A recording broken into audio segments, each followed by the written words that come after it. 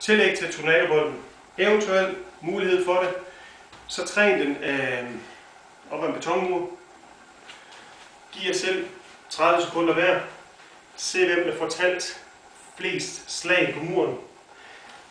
Det behøves faktisk ikke have noget med højde og drøjde at gøre med, hvem der kommer til at vinde. Det er dem, der er i stand til at være mest stabile i alt.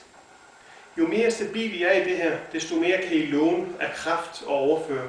Det vil sige, at jeg er nok med at holde igen på vej rundt, når I skal bremse det. Så mister I for meget energi rundt.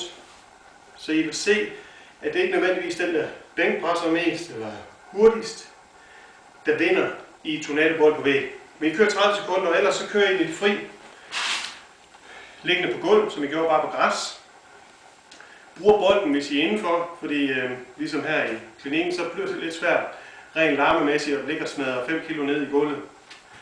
Og ellers bruger I bolden, så er der også mere, så bruger den så mere stabilitet i. Og ellers så prøver jeg at køre den vej på gulvet, eller